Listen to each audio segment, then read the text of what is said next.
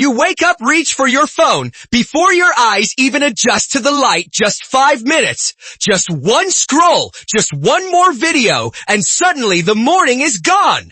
You tell yourself you'll start after breakfast, after messages, after you feel ready. But that moment never comes. You sit there, knowing there is more in you, something louder, something sharper, something unfinished. But the day moves anyway. You answer people you don't want to answer, laugh at, jokes you don't find funny, agree to things you don't believe in, and a quiet voice inside you asks, when did you start needing everyone else's approval just to exist? You weren't always like this. There was a time when your ideas felt electric, when your goals felt urgent, when your standards felt non-negotiable. Now everything feels negotiable, your focus. Your time, your dreams negotiated away one small compromise at a time. You say yes when you mean maybe, you say maybe when you mean no, you delay. When you mean now, not because you're weak, but because it's easier to stay liked than to stay true. So you wait for motivation, for energy, for the right mood, but it never arrives on command. Days repeat, weeks blur, months quietly disappear, and nothing looks dramatically wrong, which is exactly why nothing dramatically changes. You're not failing loudly. You're fading silently. You still function. You still show up. You still show up, you still smile, but inside, there's a growing discomfort. You can't explain a sense that you're living at half capacity, breathing, but not expanding, moving, but not advancing. You compare yourself to people who look confident, independent, untouchable, and you wonder, what do they have that I don't? More discipline, more talent, more luck.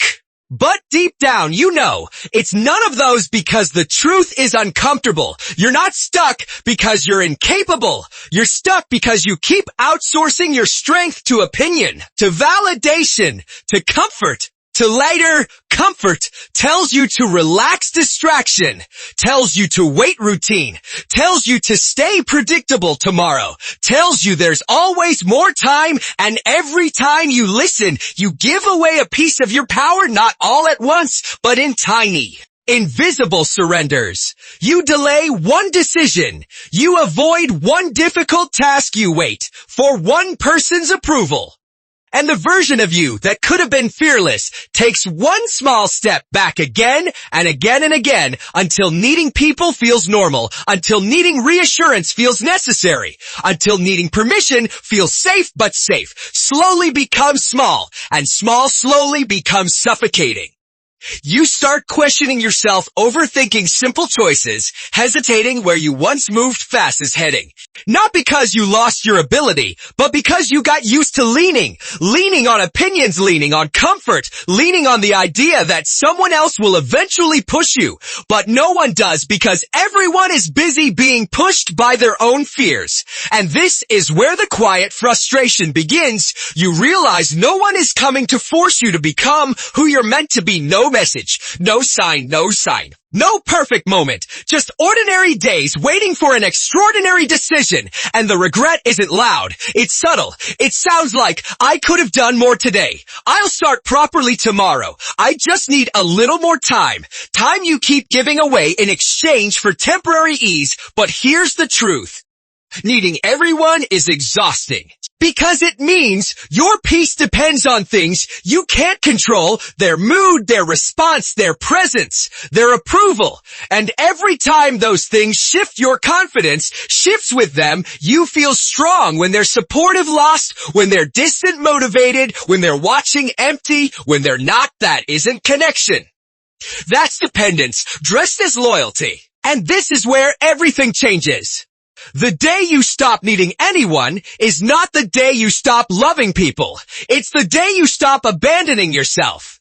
It's the day your decisions stop waiting for permission, the day your actions stop needing witnesses, the day your discipline stops depending on feelings, because discipline isn't punishment. It's self-respect in motion. It's the quiet statement: I will do what needs to be done, even if no one claps, even if no one notices, even if no one cares. That's power, not loud, not dramatic, not performative, just steady, unshakable self. found when you stop needing constant reassurance.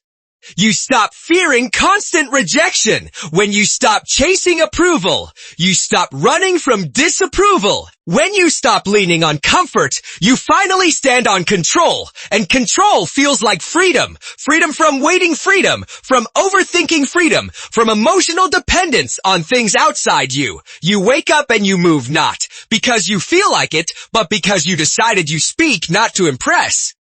But to express you choose not to please, but to stay aligned and slower thinking. Something changes inside you. You become quieter, but stronger, less reactive, but more decisive. You don't need people to believe in you because you've stopped negotiating with yourself.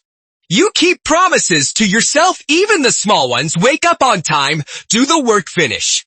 What you start, no applause, no announcement, just integrity stacking quietly, and the strange thing is stacking quietly. People start treating you differently, not because you demanded respect, but because you stopped begging for it. Your energy shifts. Your posture shifts, your presence shifts. You're not cold. You're just not desperate. You're not distant. You're just not dependent. And that subtle difference changes everything because power isn't about controlling other shifts. It's about not being controlled by your own need for them. The need for validation, the need for agreement, the need for constant emotional support. When those needs loosen their grip, you finally move freely. You choose connections instead of clinging to them. You give love instead of seeking permission to feel worthy. You stand alone without feeling lonely. And that is a dangerous level of freedom, because once you realize you can survive without constant reassurance, you stop tolerating things that slowly shrink you. You stop explaining yourself to people who never intended to understand. You stop delaying your growth to keep others comfortable. You stop negotiating with the part of you that wants to stay small, and life becomes quieter. But sharper, simpler, but more intense. You start seeing how much of your hesitation was just disguised. Fear of being judged, fear of being misunderstood, fear of standing out alone, but alone doesn't mean abandoned. Sometimes alone means undistracted, undivided, unapologetically focused on becoming who you promised yourself. Waiting patiently, under every excuse, behind every delay, still alive, still possible. The question is no longer who will support me. The question becomes, will I finally support myself? Because the day you stop needing anyone is the day you realize you were never actually powerless. You were just waiting for permission to act like you aren't, so now you know. No one is coming to push you. No one is coming to approve every step. No one is coming to remove the discomfort of growth. It will just be you, your standards, your discipline, your quiet decisions. And that realization is heavy, but it's also liberating, because if no one is responsible for becoming your best self, then no one can stop you either. So tonight, when everything is quiet and the distractions fade and the comfort feels tempting again, what will you choose?